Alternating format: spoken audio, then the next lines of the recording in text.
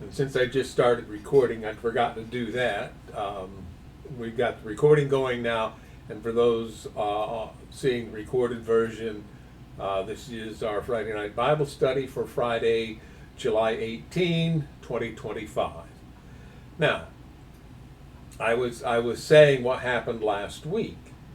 So it took that long, and I did a little work as it was uploading, trying to figure out what the problem was. But once it got uploaded, I ended up, it took longer because I uploaded both to Facebook and to YouTube at the same time. So it was, double uploading, and it took it longer. But it did get it put up. So then, just to make sure that the software there wasn't something totally messed up, I tried to do a live stream on YouTube, something I'd never done before. So that was a learning curve, and it took me a few tries to make that happen. But I did get a live stream on YouTube. I went to YouTube and viewed it and heard it, so I knew all that part was working. So then I tried again with Facebook and just couldn't get anywhere. So finally, somewhere around 2 o'clock in the morning, I went to the site for the software that I use for streaming, and I downloaded a previous version and installed it. And when I installed it and tried to go on with Facebook, I didn't actually put anything up. I didn't click the Go Live button. But I did get connected and see video come through from my software onto the Facebook servers. So it obviously had to be something they did in that update, and I haven't seen any indication from them yet that they know about the problem and are doing things to fix it. So when I started the computer just a few minutes ago, it came up and said, do you want to install version 31.1.1? No, I don't want to install version 31.1.1. I've installed, I think it's 30.4.0 that I've installed because it works, and the 31.1.1 that I tried didn't work. So you use what works. That's called pragmatism. What's good is what works. So if the old version of the software works and the new one doesn't, you use the old version until you get information that they've fixed the glitch that prevented you from connecting with the Facebook servers. Now, I set up... You, don't you find the updates to be kind of cool? You never know if your computer's going to work afterwards or not. Well, most of the time, updates are cool. We play a number of games on a platform that's connected online, and you get updates to the games. And sometimes there are things that didn't work in the games, and when they get the update done, they work better, or the mechanics are better from what we do, so we like it better. So those things can be nice. But sometimes there's a glitch, and we discovered our glitch at 6:25 last Friday evening. It was kind of inconvenient, so we apologize. We're late tonight. Now, I said I wanted to say something about the songs. The first song I played is the familiar hymn written and apparently composed by Martin Luther, "A Mighty Fortress is Our God." Now, I played what is the usual arrangement of that in most hymnals.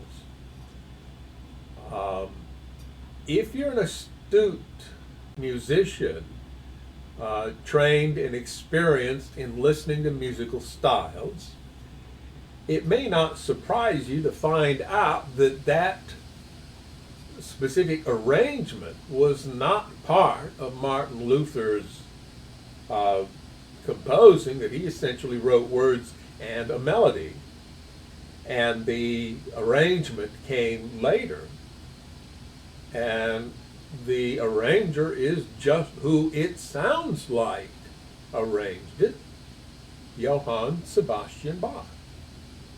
He made that arrangement. And he's not credited. And I have yet to have seen a hymnal that credits Mr. Bach with the arrangement that all the hymnals use. They just say, Martin Luther did the words, Martin Luther did the music. Well, he wrote the words in German. They've been translated for us. And he wrote the music, the melody. But the arrangement is the work of Johann Sebastian Bach. And hymnals generally indicate who arranged a hymn, particularly if there's a modern arrangement of a familiar hymn, so it's an arrangement we're not used to. Anyway. And then the last piece that I played, what I'm doing right now is essentially just playing through a hymnal, playing everything that shows up. So we're not paying a whole lot of attention to the words, and I wanted to point out the words to that. Now that song began, Lord, I care not for riches, neither silver nor gold. I would make sure of heaven, I would enter the fold. That all sounds pretty good, but the chorus is where I have a problem. Because you may be aware that the chorus is my name written there, on the page white and fair, in the book of thy kingdom is my name written there. The song, I'm sorry, I'm cynical, that's just my nature. The song smacks of uncertainty about our salvation. Now, we have talked in the past about what it means for our name to be written there. Because essentially what it means is that God has inscribed our character in heaven so that when we experience bodily death and cease for a time to exist, yeah, that's not really soul sleep, except that, because the soul is composed of the body and the breath. If those are separated, the soul ceases to exist. So we cease to exist. But then the Bible promises a resurrection. Well, how can he do that? Unless he has inscribed our name, which represents our character, in the books of heaven, and that's a symbolic term. That's speaking metaphorically. When God has an accurate record of who we are by character, then he is able to create a body, because he's the creator. He can do that. And he can then write that saved character. We can think of that these days because of our computer technology. He can write that saved data into that body, and we come to life with all the characteristics and memories and everything else that we had when death took us. And so our name being written there is simply an assurance that God can resurrect us. Well, guess what we find in the book of Revelation? In the book of Revelation, in chapter 19, when the rider on the white horse shows up, it says that everybody, except for those taken away by the rider on the white horse, everybody else dies. And then they all come back to life in chapter 20. And chapter 20 talks about how the great dragon, Satan, is released from his prison, and he goes out to deceive the nations and to gather them for battle. We talked about that in the Bible question answer that we did last week when we asked questions about the river Euphrates. And we noted that the battle of Armageddon, which is the battle mentioned in the plague, which opens up with the waters of the great Euphrates being dried up, never actually takes place in the description that John gives of that plague. He just says they gathered the kings together to the place that in Hebrew is called Armageddon. And then he goes on and talks about the seventh plague. So the battle doesn't happen there. And it doesn't really happen to any particular extent in Revelation 19, because while the kings are gathered together, they're all slain with a sword that comes out of the mouth of the rider on the white horse. And that's metaphorical. So to that extent, yes, we could maybe say there's a battle there. But then Satan goes forth and he deceives the nations. Well, where are the nations? They all died back there in chapter 19. Well, guess what? Apparently, God resurrects them too to give them one final opportunity to face their choices. Now, does that mean some of them might be saved? I'm not going to say that. The book of Revelation doesn't suggest that. So a lot of people who read that make the assumption that none of them are saved. They're simply resurrected to complete their confrontation with reality that was ended prematurely before. The point is, these people who are not saved, so to speak, are resurrected. So if God can do that, then their names are written in heaven too. So in that sense, asking, is my name written there, as if only if my name is written there can I be saved, kind of ridiculous. Because everybody's name's written there. Now, I think what the song intended, but again, because of the sense of uncertainty that the song, I think, engenders, I still find it a problem, and that is the Bible does talk about, Jesus told disciples, rejoice that your names are written in heaven. The idea that God has written your name in the Lamb's book of life, and that you will be spared the second death in that case. But that just goes with linking up with the Creator and having a genuine relationship with Him, and there should be no need for uncertainty about that. I mean, either you do or you don't. When we talk about uncertainty, as that song does, I could go on and on and on and on. I don't need to. I think I've made my point. So I have a question for you. All right. What am I to you? Well, you're my wife. Why? Well, why did you just say you were single? I didn't say I was single. Quote. I'm single. It's my nature. I'm cynical. Okay, well, I didn't hear the thing you said after I heard that.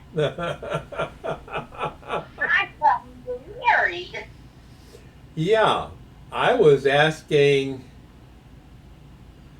We were talking about somebody that we knew a number of years ago, and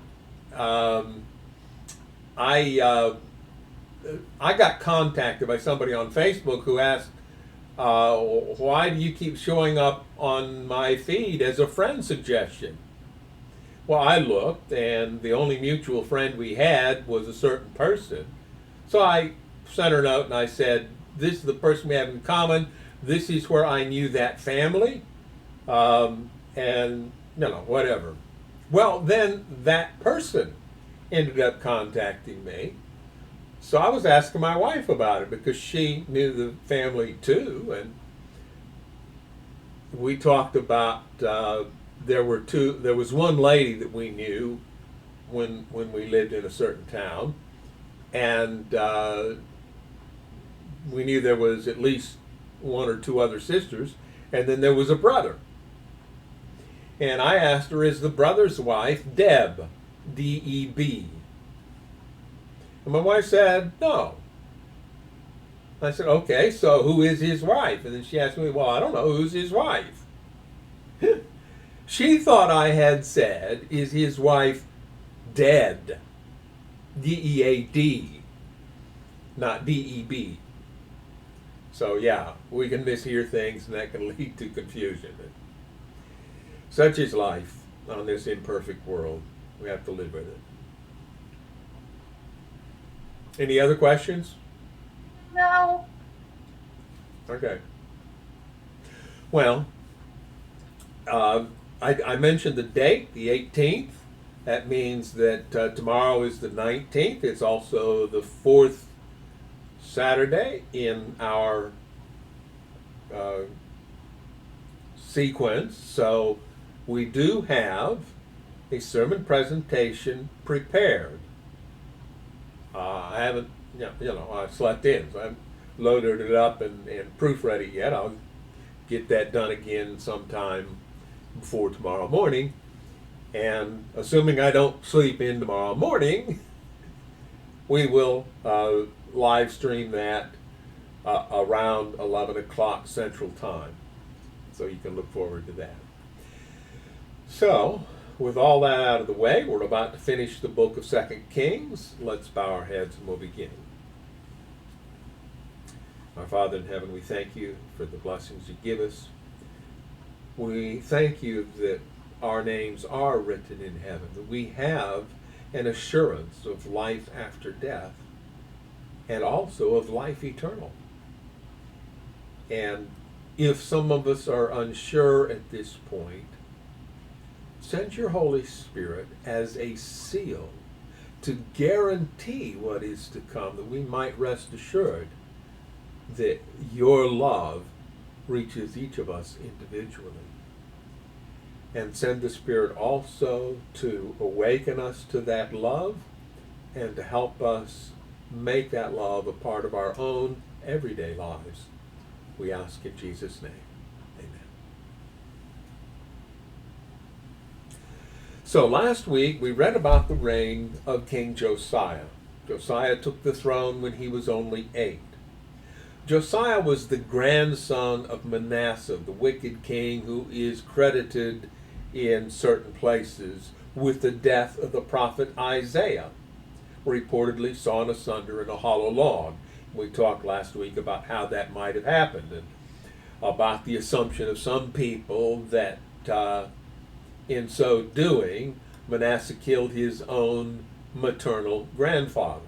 Well, the Bible doesn't say that. That's just an assumption some people make. And then, after all that wickedness, and the book of 2 Kings told us bloodshed, along came his son, Ammon, A-M-O-N, and the prophets told us that Ammon was just as wicked as his dad. And he only reigned for 2 years. And some of his officials assassinated him. And so the people took his 8-year-old son Josiah and made him king. 10 years later, Josiah sent people to work on rebuilding the temple. And as they did so, the priest found the book of the law.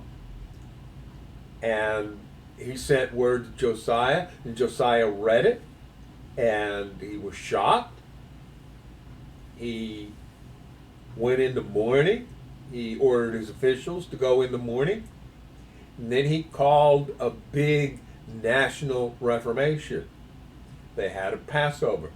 They went all over the land and they got rid of all the high places and the shrines where people had worshipped. And he also even went into the territory of Israel, the now exiled northern kingdom of Israel, and destroyed some of the sites there, including the southern temple at Bethel, where the man of God from Judah had confronted the first king of the northern kingdom, Jeroboam. And you know the story about how the king's hand was shriveled, and then the prophet arranged for the hand to be healed, and then There was all that stuff going on with the prophet in Israel who turned out to be a false prophet because he lied to the man of God and all these things. That was all kind of part of the story of Josiah. Well, then, in his 39th year, Josiah heard that Pharaoh Necho was coming up to assist the king of Assyria. It doesn't say it, but we assume it was they were dealing with a new threat from a nearby nation, namely Babylon. And having been defeated, Pharaoh wasn't in a very good mood. Josiah had gone out to fight him and had died in the battle.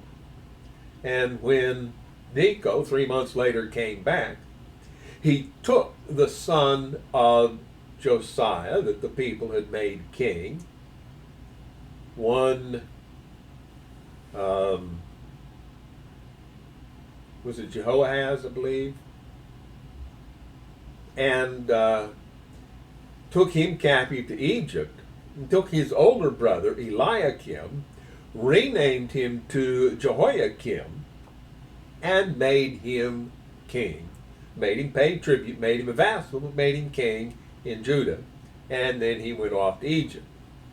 Well, Pharaoh Necho apparently stayed in Egypt. And there's no indication what Jehoiakim did about it, but it didn't matter, because what we read here in chapter 24 is that during Jehoiakim's reign, King Nebuchadnezzar of Babylon invaded the land of Judah. Now, this was one of the first acts of Nebuchadnezzar as king of Babylon, having received the kingdom from his father. I think the name is Nabonidus. So Nebuchadnezzar does this, and all we read here is that this was during Jehoiakim's reign.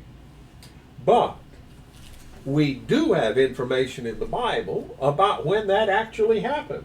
Because if you go to the book of Daniel and you read right at the beginning of the book, chapter 1, verse 1, and let me get turned there in this Bible, we read, there we are, in the 3rd year of the reign of Jehoiakim, king of Judah, Nebuchadnezzar, king of Babylon, came to Jerusalem and besieged it. And the Lord delivered Jehoiakim, king of Judah, into his hand, along with some of the articles from the temple of God. These he carried off to the temple of his God in Babylonia and put in the treasure house of his God. Then the king ordered Ashpenaz, chief of his court officials, to bring in some of the Israelites from the royal family and the nobility, young men without any physical defect, handsome, showing aptitude for every kind of learning, well-informed, quick to understand, and qualified to serve in the king's palace. He was to teach them the language and literature of the Babylonians. The king assigned them a daily amount of food and wine from the king's table. They were to be trained for 3 years, and after that they were to enter the king's service. And that included Daniel and the 3 young Hebrews with him, who get mentioned from time to time in the narrative. Daniel, Hananiah, Mishael, and Azariah. Those are their Hebrew names. Now, we often will say, I've probably gone into this before, Daniel, Shadrach, Meshach, and Abednego, which is a mix. It doesn't go Daniel with those other names, because those other names are the Babylonian names of those 3 Hebrews associated with Daniel. And Daniel was also given a Babylonian name. So you should say Daniel, Hananiah, Mishael, and Azariah, or if you want to use the other names, Belteshazzar, Shadrach, Meshach, and Abednego. Because now you're using the Babylonian names. To say Daniel, Shadrach, Meshach, and Abednego, like we so often said when I was young, is to mix the Hebrew and Babylonian names. But anyway, that's just one of my little pet peeves. So, While this just says during Jehoiakim's reign, now we know it was during the 3rd year of his reign. So he's not been a vassal to Pharaoh Necho for very long. It said Jehoiakim surrendered and paid him tribute for 3 years, but then rebelled. The Lord sent bands of Babylonian, Aramean, Moabite, and Ammonite raiders against Judah to destroy it, just as the Lord had promised through the prophets, his prophets. These disasters happened in Judah because of the Lord's command. He had decided to banish Judah from his presence because of the many sins of Manasseh, who had filled Jerusalem with innocent blood. The Lord would not forgive this. Well, again, prophetic viewpoint informed by the assumptions of the time, in particular that if it happened, God did it. So Judah's being destroyed. It is easier to blame it on God than to blame it on ourselves for being typical Jewish, nationalistic, unwilling to submit to authority kinds of people, which was the real cause of much of the disaster that we're about to read about. So that's their explanation. So 3 years into his reign, King Nebuchadnezzar comes, says, okay, you're no longer Necho's vassal. Necho is afraid to come face me. So I am going to be your suzerain, your superior king. You will follow my orders and you will send me tribute and you will reign in my place here in Jerusalem. And Jehoiakim did that for 3 years. But then he rebelled. You know, I'm the Creator's king. I shouldn't have to be subject to somebody else. So I'm not going to be. I'm going to rebel. And that footnote A is probably going to tell us Chaldean. Yep, that's exactly what it says. All right. So all this takes place. And, you know, now it's been 3 years, so now we're in his 6th year. And he reigned for 11 years, so 6 from 11 is 5. He's going to go on in rebellion against Nebuchadnezzar for 5 years, which pretty amazing, really. The rest of the events in Jehoiakim's reign and all his deeds are recorded in the book of the history of the kings of Judah. When Jehoiakim died, his son Jehoiakim became the next king. Well, so only 11 years, and he was, I think, 25 when he became king. He's only 36, and he died. And it doesn't tell us how he died, but it doesn't sound to me like it was natural.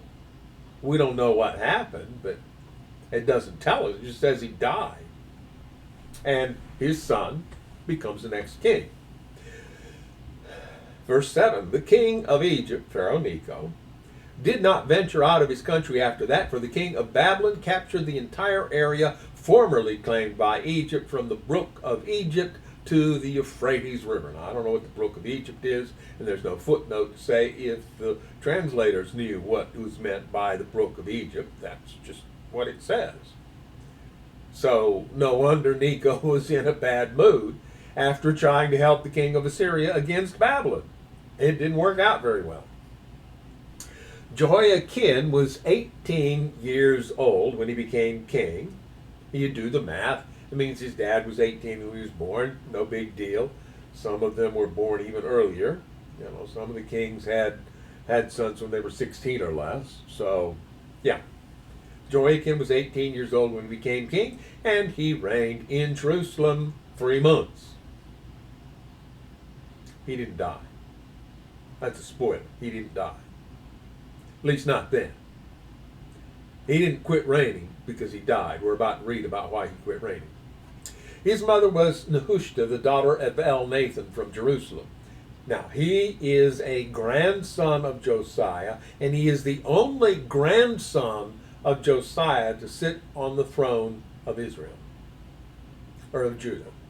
Israel because the northern kingdom no longer existed at this point. Jehoiakim did what was evil in the Lord's sight, just as his father had done. Not anything that spells it out, just that's the prophet's viewpoint. He did evil. During Jehoiakim's reign, the officers of King Nebuchadnezzar of Babylon came up against Jerusalem and besieged it. Nebuchadnezzar himself arrived at the city during the siege. Then King Jehoiakim, along with the queen mother, his advisors, his commanders, and his officials, surrendered to the Babylonians. In the 8th year of Nebuchadnezzar's reign, now if you work this out, it's been 11 years since Jehoiakim became king, because he was only king for 11 years, and he died, and now it's only been 3 months, so essentially it's 11 years. And now it's telling us that this is the 8th year of Nebuchadnezzar's reign. Well, that goes right back to the very time that he attacked Jerusalem and took Jehoiakim as his vassal and made him pay tribute. So that we now know for sure was in the 1st year of Nebuchadnezzar's reign. He took over. One of the first things he did was go make Judah's king a vassal of himself. Essentially, he took control of the territory of Judah, got tribute from it. In other words, taxes. So in the 8th year of Nebuchadnezzar's reign, he took Jehoiakim prisoner.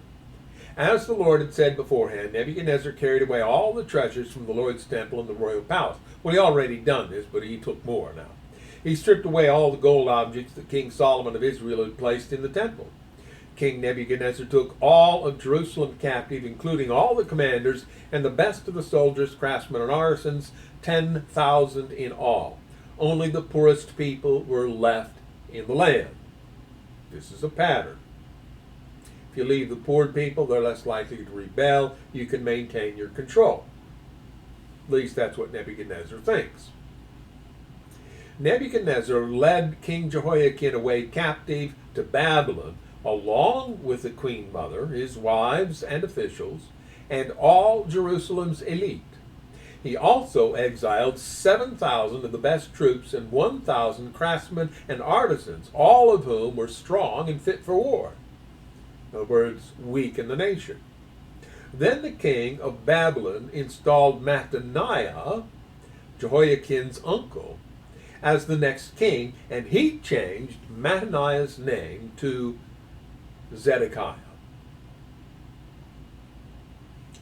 So, we've now got a list of all the sons and grandsons of Josiah to reign in Judah. First, there was Jehoahaz. He reigned for 3 months until Necho came back and took him captive to Egypt.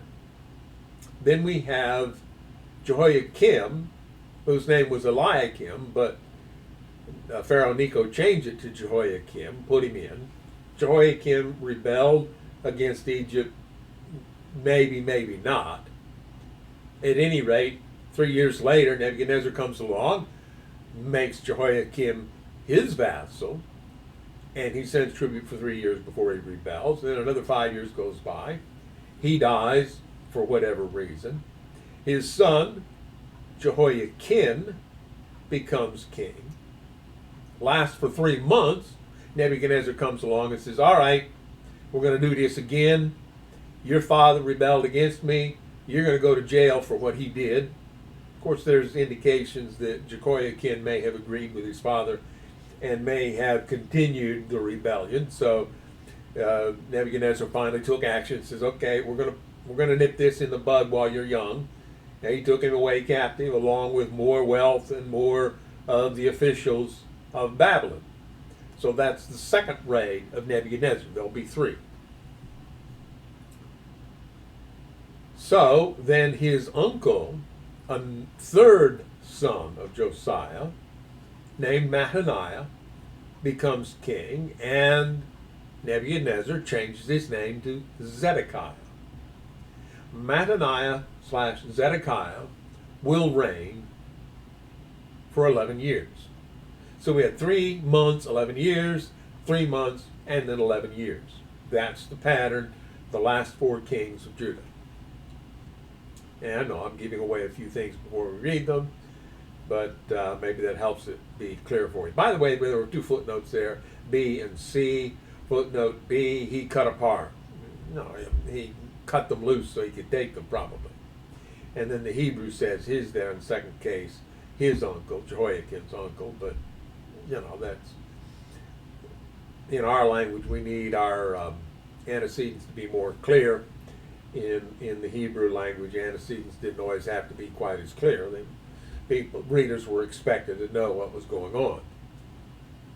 Zedekiah was 21 years old when he became king. Now recall that his brother was 25 when he became king. His brother Eliakim, who became Jehoiakim, he was 25. Now it's been 11 years, and Zedekiah is only 21, meaning he was probably only about 10 when his father died. But now, he's old enough, and Nebuchadnezzar holds pliable enough, and so Nebuchadnezzar installs him as king, changes his name to mark him as his vassal, to mark his authority over him. I've changed your name. You belong to me. His mother was Hamutal, the daughter of Jeremiah from Libnah, and we have suggested that while it's not absolutely certain, this is probably the prophet Jeremiah, and she was the mother of a previous king. So now she gets to be queen mother again. Then, verse 19, but Zedekiah did what was evil in the Lord's sight, just as Jehoiakim had done.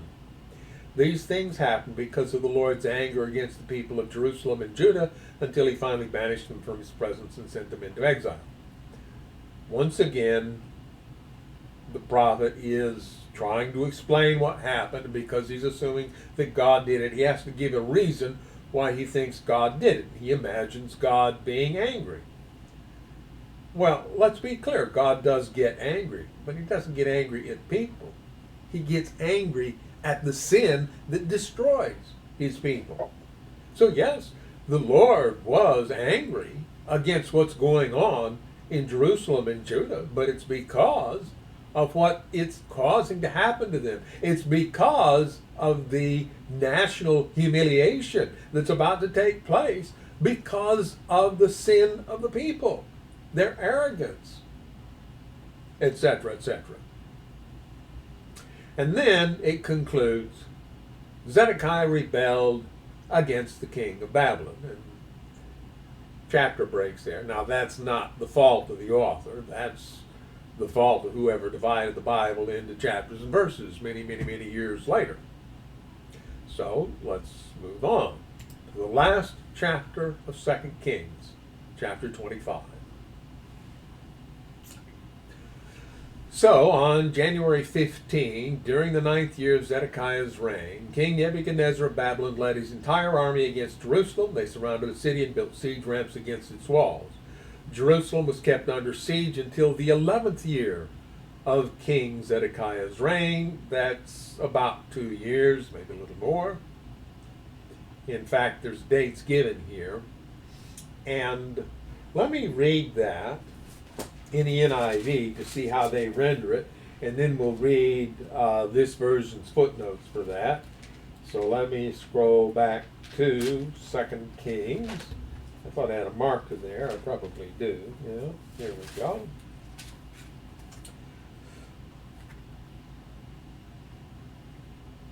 So in the 9th year of Zedekiah's reign, on the 10th day of the 10th month, that's where they get it from. And then the later date, the 11th year of King Zedekiah, by the 9th day of the 4th month.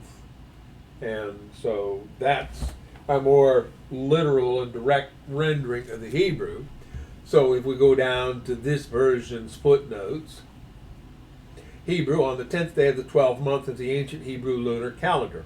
A number of events in 2 Kings can be cross-checked with dates in surviving Babylonian records and related accurately to our modern calendar. This day was January 15th, 588 BCE, or BC. This version uses. It depends on who's quoting it, whether they use BC and AD or BCE and CE.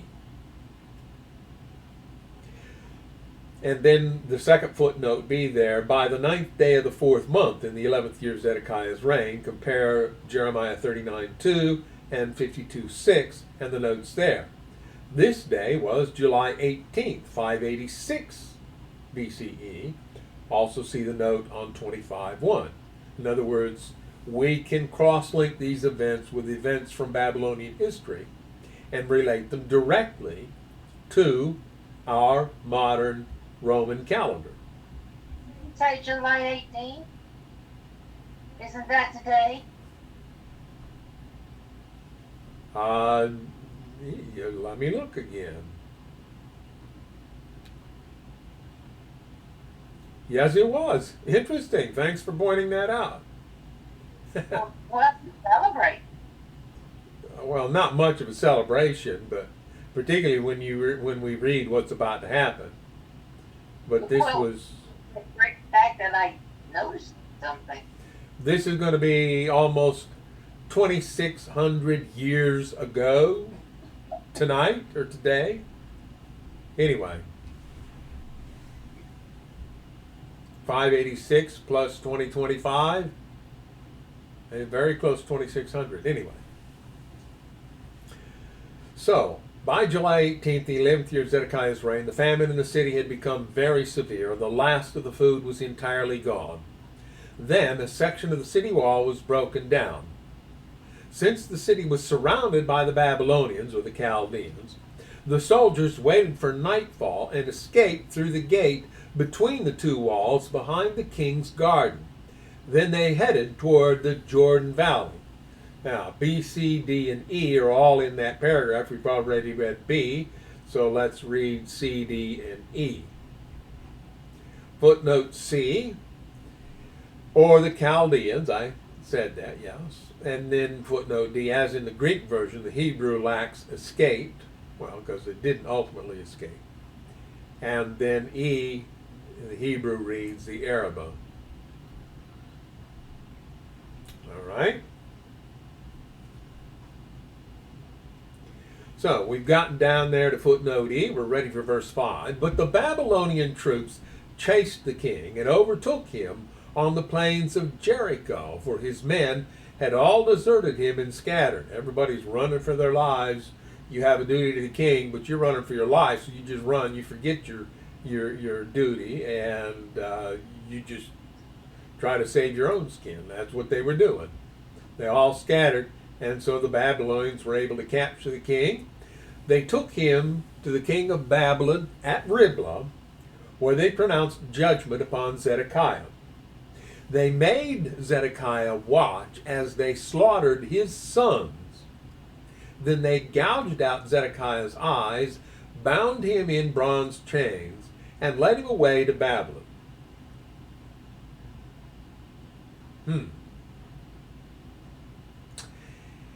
Now compare that to Jehoiakim, Zedekiah's nephew, who had been king before him for only 3 months, but he had briefly been king. He just went as a prisoner to Babylon, and that was bad enough. But it wasn't like this, because we know that Jehoiakim, at least, had sons that survived him and survived the Babylonian captivity. Shealtiel and Zerubbabel were son and grandson, we expect, of Jehoiakim. And Zerubbabel came back to Jerusalem and became king of Judah after the Persians let them return to Jerusalem. So the line of David wasn't broken at that point in biblical history. Zedekiah, however, wasn't as lucky. They killed all his sons, make sure he didn't have a descendant to sit on the throne of Judah at any point in the future. And then they gouged out his eyes. That had to be painful. Bound him in bronze chains and led him away to Babylon. The Babylonians were not particularly kind people either. We know the Israelites weren't from time to time, but neither were the Babylonians or any of the rest of the people in the territory. Cruelty was the order of the day. On August 14th of that year, footnote G, on the 7th day of the 5th month, the ancient Hebrew lunar calendar, this day was August 14, 586 BCE, or BCE. Also see the note on 25:1 for how we get those dates put together. Which was the 19th year of King Nebuchadnezzar's reign. Remember, 11 years. It was 8 years when he made Zedekiah his vassal in Judea. Now it's 11 years later, so now it is Nebuchadnezzar's 19th year. Nebuzaradan, the captain of the guard, and an official of the Babylonian king arrived in Jerusalem. He burned down the temple of the Lord, the royal palace, and all the houses of Jerusalem. He destroyed all the important buildings in the city. Then he supervised the entire Babylonian army as they tore down the walls of Jerusalem on every side. Then Nebuzaradan, the captain of the guard, took as exiles the rest of the people who remained in the city, the defectors who had declared their allegiance to the king of Babylon, and the rest of the population. But the captain of the guard allowed some of the poorest people to stay behind to care for the vineyards and fields. So this is Nebuchadnezzar's third attack, his final attack on Jerusalem. And when he is done, there's nobody left but a few of the very poorest people. And that story we will not read until we get to the book of the prophet Jeremiah. So that's going to take some time. We have talked about it in the past, so some of you know the general outline of it, particularly when we talk about the Septuagint, that is the Greek Old Testament. That was translated by the descendants of these people left in Jerusalem by Nebuzaradan at this point, who fled to Egypt when they weren't supposed to. And they were in Egypt when the Greeks took over, and the Greeks established their learning and their libraries and everything, and they wanted a Greek translation of the Hebrew scriptures, and so these people produced it for them. And there are interesting differences between the Greek Septuagint, which the New Testament writers often quoted, simply because it was there, it was available, and it was in Greek, which they were writing in Greek, so they needed that. So the New Testament writers used it because of its availability. But then sometimes the New Testament repeats some of the errors in translation that were found in that Septuagint. So that's the situation, and that's as far as 2 Kings is going to tell us the story. The Babylonians broke up the bronze pillars in front of the Lord's temple, Jachin and Boaz, the bronze water carts, the great bronze basin called the sea, and they carried all the bronze away to Babylon. Bronze is copper and zinc, essentially. They also took all the ash buckets, shovels, lamp snuffers, ladles, and all the other bronze articles used for making sacrifices at the temple. The captain of the guard also took the incense burners and basins and all the other articles made of pure gold or silver. Now, a lot of this treasure had already been plundered in Nebuchadnezzar's previous attacks on Jerusalem, but now essentially they're cleaning the city out. Anything that's worth anything, including the bronze, they grab it and they run with it. The weight of the bronze from the two pillars, the sea, and the water carts was too great to be measured. These things had been made for the Lord's temple in the days of Solomon. Each of the pillars was 27 feet tall. The bronze capital on top of each pillar was 7.5 feet high and was decorated with a network of bronze pomegranates all the way around. And we read the description when we read the story of King Solomon and how he built the temple that his father had wanted to build. Nebuzaradan, the captain of the guard, took with him as prisoners Sariah the high priest, Zephaniah the priest of the second rank, and the 3 chief gatekeepers. And from among the people still hiding in the city, he took an officer who had been in charge of the Judean army, 5 of the king's personal advisors, the army commander's chief secretary, who was in charge of recruitment, and 60 other citizens. Nebuzaradan, captain of the guard, took them all to the king of Babylon at Riblah. And there at Riblah, in the land of Hamath, that's where they dealt with Zedekiah. Now they deal with the rest of these. The king of Babylon had them all put to death, so the people of Judah were sent into exile from their land. Oh, we are going to get a little bit of what happens afterward here. We get far more detailed picture in Jeremiah's book. But so far we have seen all the devastation that Nebuchadnezzar and his commander Nebuzaradan have done to Judea. And it is at this point that any official record of Jewish monarchy ceases. 22 and a half years, roughly, from the death of Josiah to this complete removal of Judea as a nation. Most of it at the hands of Nebuchadnezzar, over 19 years.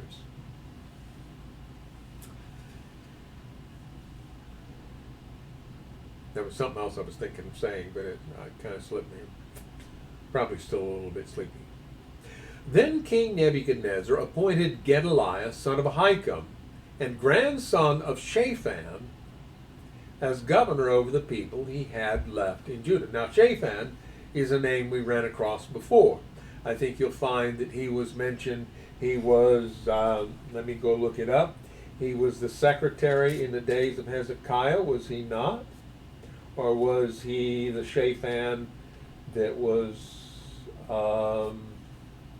in the days of Josiah? Shaphan, yeah. Hilkiah the priest had given me a book, and Shaphan read it in the presence of the king. Okay, so that is the one from the times of Josiah. Now his grandson is left to be in charge of the few poor people left in Jerusalem to tend to the fields and vineyards. Son of Ahikam, grandson of Shaphan, is governor over the people he had left in Judah. When all the army commanders and their men learned that the king of Babylon had appointed Gedaliah as governor, they went to see him at Mizpah. These included Ishmael, son of Nethaniah, Johanan, son of Kareah, Sariah, son of Tanhumeth, the Netophathite, Jazaniah, son of the Maakathite, and all their men. Footnote K there. The other footnotes I kind of skipped over because they were just conversions. As in the parallel text of Jeremiah 40 verse 8, the Hebrew reads Jazaniah, a variant spelling of Jezaniah. All right?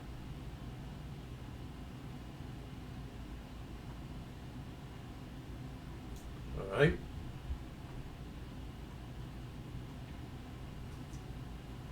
Gedaliah vowed to them that the Babylonian officials meant them no harm.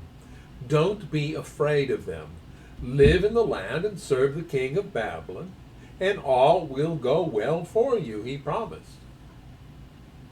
But in mid-autumn of that year, Ishmael, son of Nethaniah, now mid-autumn, recall that it was in August that Nebuzaradan came and completely sacked Jerusalem, destroyed the city walls. So now we're into mid-autumn, probably September or October. Ishmael, son of Nethaniah and grandson of Elishama, who was a member of the royal family, went to Mizpah with 10 men and killed Gedaliah. He also killed all the Judeans and Babylonians who were with him at Mizpah.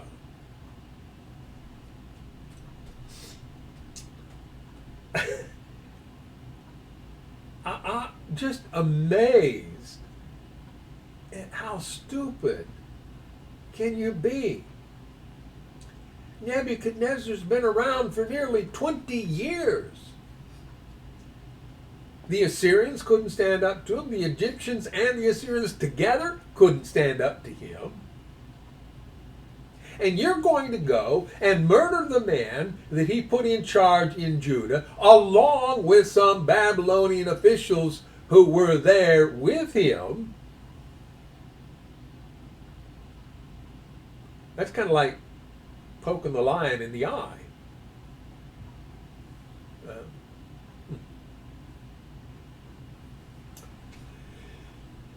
So, here's what happened. It says, verse 26, then all the people of Judah, from the least to the greatest, as well as the army commanders, fled in panic to Egypt, for they were afraid of what the Babylonians would do to them. Well, they hadn't done this. Ishmael did it. Now, we have a last footnote that had to be written long after this, nearly a generation later. In the 37th year of the exile of King Jehoiakim of Judah, Evil-Merodach, who ascended to the Babylonian throne, that'd be the son of Nebuchadnezzar. Amel-Marduk, he's also sometimes called. He was kind to Jehoiakim and released him from prison on April 2 of that year. He spoke kindly to Jehoiakim and gave him a higher place than all the other exiled kings in Babylon. He supplied Jehoiakim with new clothes to replace his prison garb and allowed him to dine in the king's presence for the rest of his life. So the king gave him a regular food allowance as long as he lived. And there were some footnotes there. M, N, and O. Let's see what they say down here.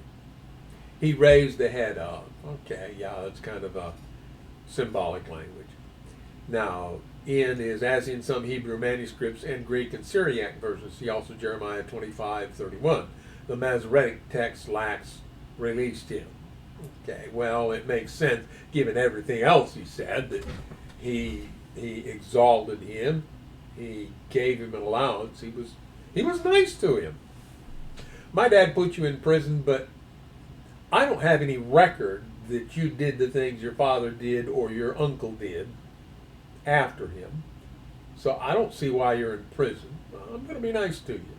I'm not going to restore you as king of Judah. I'm not going to take you back where you were, but I'll be nice to you. And then final Hebrew, on the 27th day of the 12th month of the ancient Hebrew lunar calendar. This day was April 2, 561 BCE. Also see the note on 25 verse 1, where we read how they calculate these things and how they're able to relate some of these events to known events in the Babylonian calendar, which we can date for certain. And that's how we know when these things took place. So the day was April 2, 561 BC or BCE. And so these things all took place, and Judah ceased to exist as a nation. And it would be Amel-Marduk, or Evil-Merodach's son, Belshazzar, as we know from the story of Daniel, who would be the last king of Babylon. Babylon would fall during that time to the Medes and the Persians, who would eventually restore Judah to some level of sovereignty. Probably not complete sovereignty, but some level of national sovereignty. And the Jews would fight for sovereignty from there on out, including in Jesus' day. They were still fighting for their sovereignty.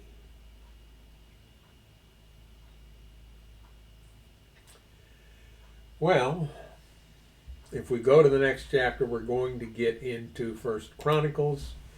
And I have said in the past that when we do that, we're going to skip a lot of stuff. The descendants of Adam were Seth, Enosh, Kenan, Mahalalel, Jared, Enoch, Methuselah, Lamech, and Noah. Well, that we can look up in the Old Testament. The sons of Noah were Shem, Ham, and Japheth. And then it goes into the descendants of Japheth. This is all interesting. There's Magog, by the way, one of the descendants of Japheth. We get into that when we see Gog and Magog in the book of Ezekiel and later in the book of Revelation. Javan, Tubal, Meshach, and Tiras. Descendants of Gomer were these. The descendants of Javan were Elishah, Tarshish, Kittim, and Rodanim. And then the descendants of Ham, Cush, Mizraim, Put, and Canaan. The descendants of Cush and Mizraim, Canaan, so on and so forth. Descendants of Shem, descendants of Abraham, descendants of Isaac, descendants of Esau. Sons of Esau were Eliphaz, Reuel, Jeush, Jalam, and Korah. The descendants of Eliphaz were Teman, Omar, Zepho, Gatam, Kenaz, and Amalek, who was born to Timnah. Now, when we get to the book of Job, there's Eliphaz, the Temanite. Teman was a grandson of Esau by Esau's son Eliphaz. So apparently the name Eliphaz was passed down in the family. And at some point there was a descendant of Teman named Eliphaz who became one of the characters in the book of Job, which is one of the reasons why people think maybe that Job was an Edomite king, a king among the descendants of Esau. And this story may actually have happened while Israel was in captivity in Egypt, when they were slaves there. The original peoples of Edom, the rulers of Edom, and there in verse 44, Bela son of Beor, who ruled from his city of Dinhaba, when Bela died, Jobab, the son of Zerah from Basra, became king in his place. When Jobab died, Husham from the land of the Temanites became king in his place. So if you take off that AB there, you have Job. And some scholars believe that this king, Jobab, son of Zerah from Basra, is the Job of the biblical book. Don't know how you prove it, but it's a distinct possibility because the names do strongly suggest that this was an Edomite thing going on. That's chapter 1. Now, we're going to find that 1 Chronicles is steeped in genealogy. That's all genealogical data. And we have studied in the past why they did that. Recall that when they came back from Judah, as recorded in the books of Ezra and Nehemiah, we haven't gotten there yet, when they came back, the people of the northern kingdom, some of whom had been able to come back from the exile that the Assyrians imposed on them, met with the people of Judah and asked for permission to join them in rebuilding the house of God. Let's reunite as a people. Let's cast aside that separation that took place in the days of Rehoboam. And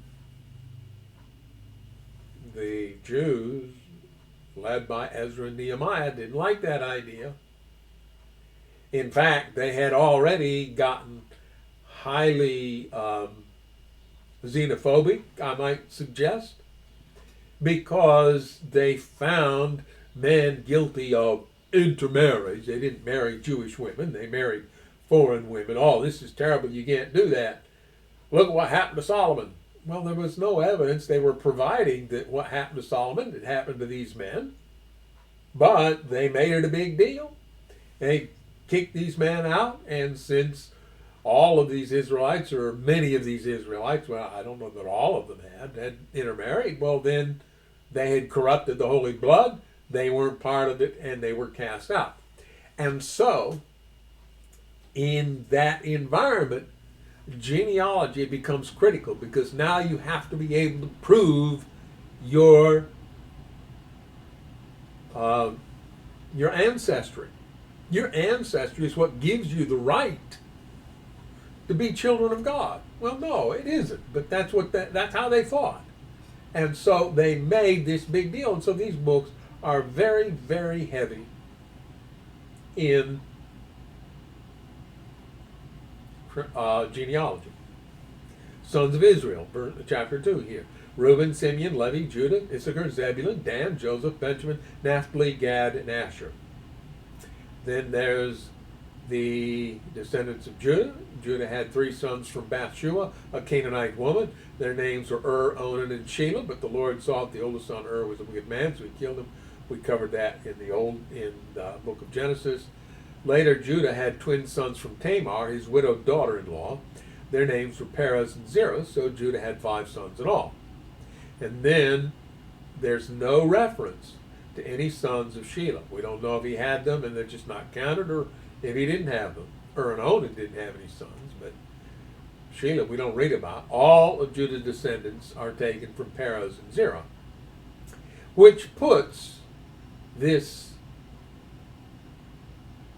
widowed Canaanite woman, Tamar, specifically in the genealogical line of Jesus, which even in Jesus' day that was important, so Luke included it. Matthew included some level of genealogy. From Judah's grandson Hezron to David. The sons of Hezron were Jerahmeel, Ram, and Caleb. Ram was the father of Amminadab. Amminadab was the father of Nahshon, a leader of Judah. Nahshon was the father of Salmon. Salmon was the father of Boaz. And Boaz's mother was Rahab. Boaz was the father of Obed. Obed was the father of Jesse. Jesse's first son was Eliab. His second was Abinadab. His third was Shimei. His fourth was Nethanel. His fifth was Radai. His sixth was Ozem. And his seventh was David. Took them a while to get it right, you might say. Their sisters were named Zeruiah and Abigail. Zeruiah had 3 sons named Abishai, Joab, and Asahel. Abigail married a man named Jether, an Ishmaelite, and they had a son named Amasa. All of those are names out of the Old Testament narrative that we've already read through. I didn't realize Jether was an Ishmaelite, so there was intermarriage right there, and yet Amasa was considered even though his father wasn't an Israelite, he was considered an Israelite. Interesting. The change between then and the days of Ezra and Nehemiah. And the weird thing is, Ezra and Nehemiah saw to the compilation of this book. At least that's what I believe. In part because of the way it picks up where they left off. Or rather, how their books pick up, where these books read off with very, very, very similar language. That makes it sound like at least the same people who prepared Ezra and Nehemiah also prepared these books. So they were involved in some way. And so then we see all this focus on genealogy. So other descendants of Hezron, descendants of Hezron's son Jerahmeel.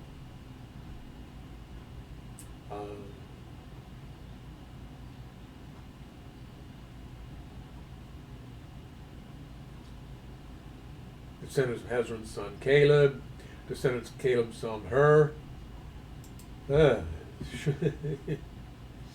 is why we're blowing through this, because it's pretty careful. These are the sons of David who were born in Hebron. We've already read this out of the book of Kings. Actually, Samuel. The oldest was Amnon, whose mother was Ahinoam of Jezreel. The second was Daniel, whose mother was Abigail. From Carmel. That's a different name for him. He's called something else in Samuel. Third was Absalom, whose mother was Maacah, the daughter of Talmai, king of Geshur. Fourth was Adonijah, whose mother was Haggith. Yeah, quit telling me that. Don't worry about it. It's just trying to load an ad. I don't care about the ad.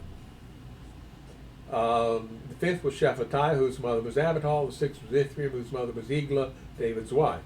These 6 sons were born to David in Hebron, where he reigned 7.5 years. Yeah, we can wait.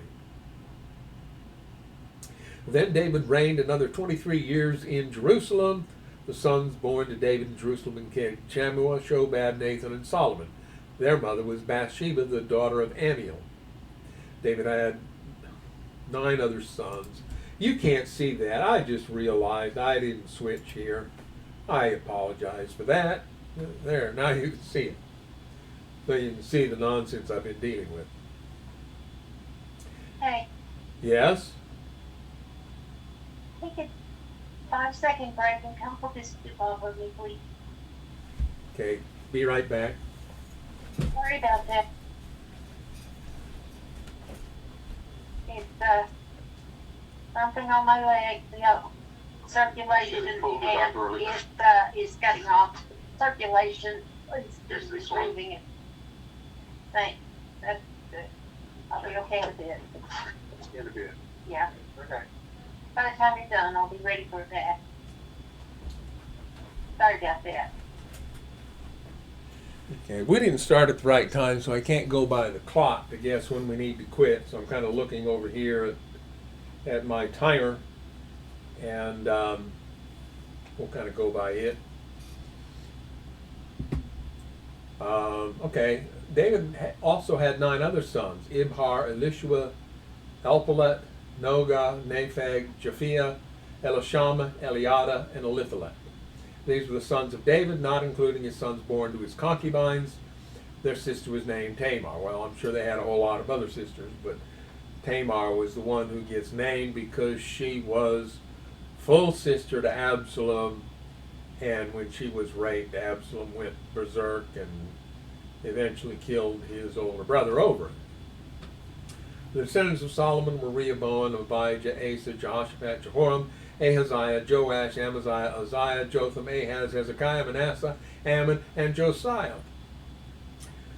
The sons of Josiah were Johanan, the oldest, Jehoiakim the second, Zedekiah the third, and Jehoahaz the fourth. So the oldest never did become king. Jehoiakim did, Zedekiah did, and Jehoahaz the fourth, the youngest, took his dad's place first. Successors of Jehoiakim were his son Jehoiakim and his brother Zedekiah, which we just read that part. So, the sons of Jehoiakim, who was taken prisoner by the Babylonians, were Shealtiel, Malchiram, Pedaiah, Shenazar, Jechemiah, Hoshama, and Nedabiah. The sons of Pedaiah were Zerubbabel and Shimei. So Shealtiel gets mentioned as if Shealtiel were Zerubbabel's father, but here it says Zerubbabel was actually Pedaiah's son, so Shealtiel was his uncle. In the genealogies of Jesus, Shealtiel will get named next to Zerubbabel, which leads that may suggest that in some cases in those genealogies there are jumps that are not father-son but uncle-nephew jumps, because it appears that was the case here, at least if this is accurate what we read here. Just kind of skipping through this because it's all quite, now it won't give me a cursor where I can click on that and jump to the next chapter. What's up? Well, yeah. Let's exit the page and reload it. Yeah. Maybe that'll take care of it. So, yeah, now we can get to 1 Chronicles 4. Other sons of Judah were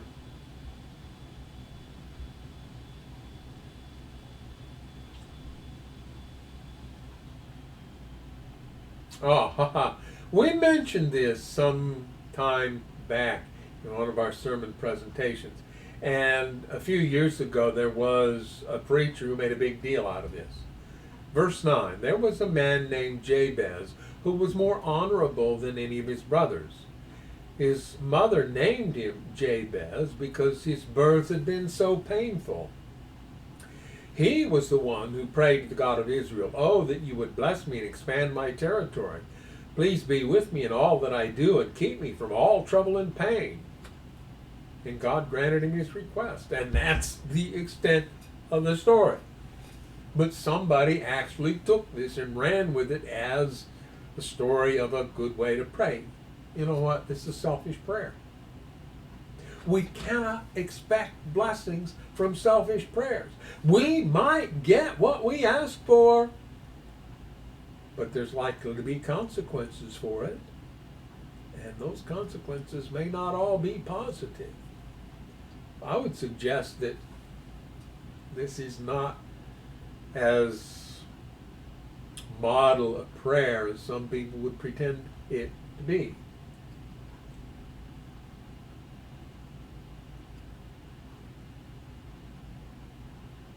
Sons of Caleb, son of Jephunneh, we know him from the story of the Exodus, were Erah, Elah, and Naam. The son of Elah was Kenaz. Descendants of Judah's son Shelah. Shelah was one of Judah's sons. Here's the first place we have any mention of them. The descendants of Shelah were the father of Leka, Lada, the father of Marashah, the families of linen workers at Beth Ashbee, Jocham, the men of Kozeba, and Joash and Sarath, who ruled over Moab and Jeshubi-Lehem. These names all come from ancient records. They were the pottery makers who lived in Netaim and Gederah. They lived there and worked for the king, which suggests that perhaps we don't have records about Shelah because Shelah didn't go to Egypt with the rest of the family. Perhaps because of, given the treatment he got from his dad and all the nonsense was going on in his dad's family, there may have been a separation there, that Shelah wasn't very well regarded by Judah, and therefore he didn't go with Judah to Egypt, and so his family stayed there in the territory and worked for other kings, such as the kings of Moab, and so on. Descendants of Simeon. Some of Ham's descendants have been living in that region, but during the reign of King Hezekiah of Judah, these leaders of Simeon invaded the region, completely destroyed the homes and descendants of Ham and the Munites. No trace of them remains today. They killed everyone who lived there and took the land for themselves because they wanted its good pasture land for their flocks. 500 of these invaders from the tribe of Simeon went to Mount Seir, led by Pelatiah, Neriah, Rephaiah, and Uzziel, all sons of Ishi. They destroyed the few Amalekites who had survived, and they have lived there ever since. Descendants of Reuben, descendants of Gad, the tribes east of the Jordan. The priestly line, Gershon, Kohath, and Merari. The descendants of Kohath included Amram, that would have been Moses' father, Izhar, Hebron, and Uzziel. The children of Amram were Aaron, Moses, and Miriam. The sons of Aaron were Nadab, Abihu, Eleazar, and Ithamar. And then it lists the line of the priests.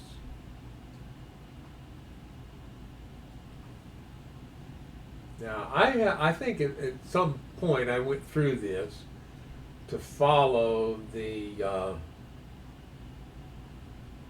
Levite descendants here and see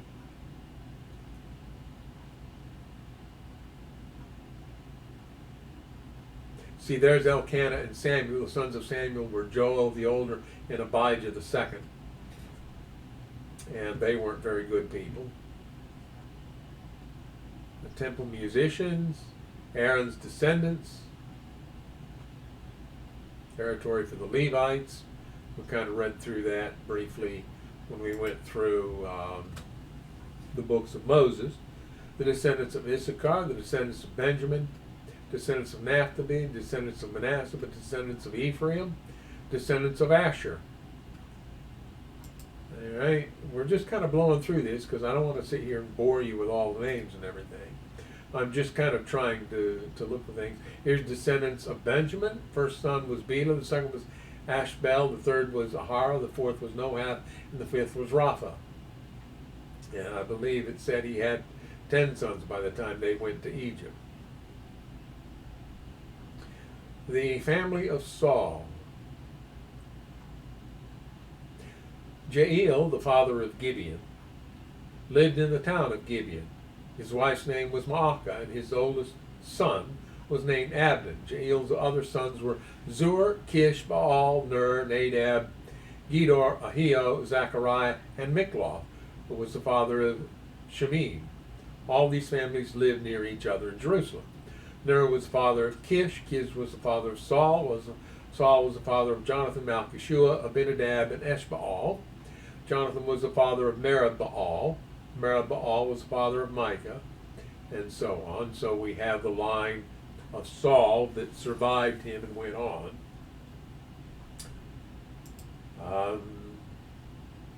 Then we get to the returning exile. So all Israel was listed in the genealogical records in the books of the kings of Israel. The people of Judah were exiled to Babylon because they were unfaithful to the Lord. Jewish take on things.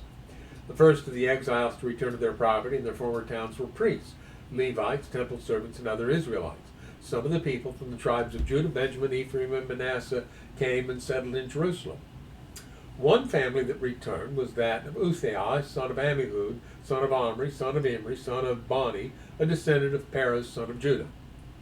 Others returned from the Shilonite clan, including Isaiah, the oldest, and his sons. So then there's the returning priests, the returning Levites, gatekeepers, King Saul's family tree. And we kind of went through this before. Ner was the father of Kish, Kish the father of Saul, Saul the father of Jonathan, Malchishua, Abinadab, and Eshbaal. Jonathan was the father of Merib-Baal. Merib-Baal was the father of Micah.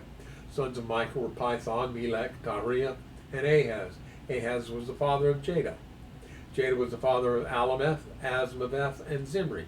Zimri was the father of Mosa. Mosa was the father of Benaiah. Benaiah's son was Raphiah. Raphiah's son was Eliasa. Eliasa's son was Azel. And then they spell a little bit out about that. Not sure we learned anything from that. The death of King Saul, well, we read that story.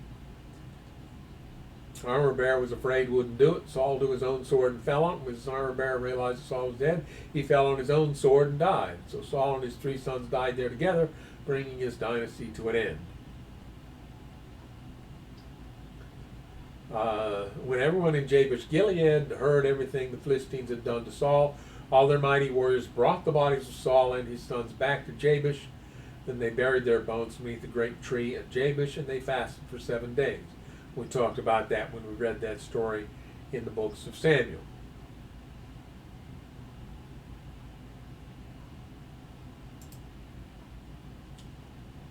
David becomes king. David captures Jerusalem. David's mighty warriors. David's 30 mighty men. And we went through this list and we read it in the book of Samuel. So that there were people here that were important. Such as, see if I can find them here real quickly. Benaiah, he became Solomon's enforcer.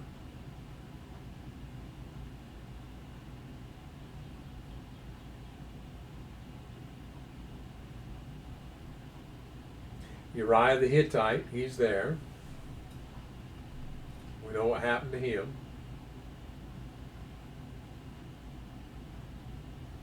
Now, I don't see here the reference to Uriah's father-in-law, but he was in this list too.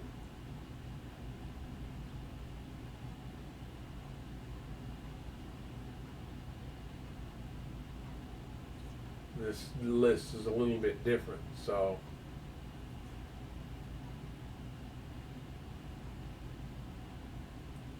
I'm not finding it right off. But he was in this list in Samuel, and his father was the one who advised Absalom. And when his advice was not taken by Absalom, he went home and set his affairs in order and killed himself. He was Bathsheba's grandfather, and he was considered a wise man. Being wise doesn't mean you always make good decisions. Warriors joined David's army. Gives us a bunch of names there.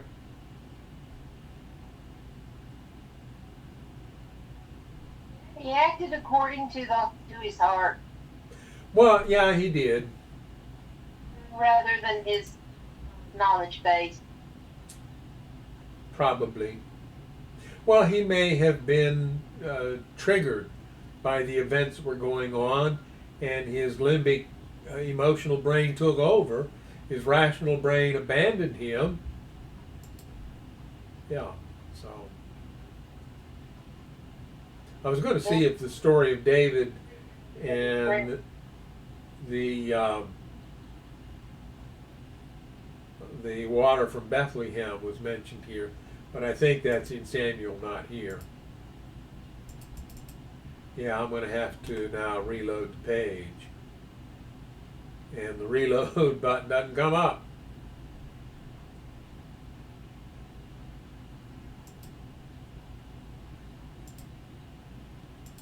There, I can reload it that way. Well, I think we've gone on long enough, and it's time that we brought our study to an end. We're at 1 Chronicles 13, where David attempts to move the ark. This is historical, and while we've read the story, we'll see how Chronicles tells it when we get back. And again, we do have a sermon presentation to do tomorrow. Again, unless I sleep in, we'll try and live stream that around 11 o'clock Central Time. So, Well, if he sleeps in, I hope you guys don't mind if he shows up in his Homer Simpson suit. I'm not going to do that, sorry. I don't know if you heard what she said. She talked about my Homer Simpson suit. Some of you may know what she means by that. But so, that is our plan. So, Lord willing, that's what we want to have happen. We thank you for joining us, and I don't know, we may get through Chronicles and get into Ezra, Nehemiah, and Esther next. I'll ask you something. Ask me. Where's Bit? I don't know. Is she in the hall between you and me or somewhere else? I don't see her. Our cat sometimes goes and hides in the house in places where we don't know where she is. She's probably there now. She might be under the hospital bed in the den. We've noticed that wherever she is, she's got an eye on us. She's keeping track of what we're doing. Yeah.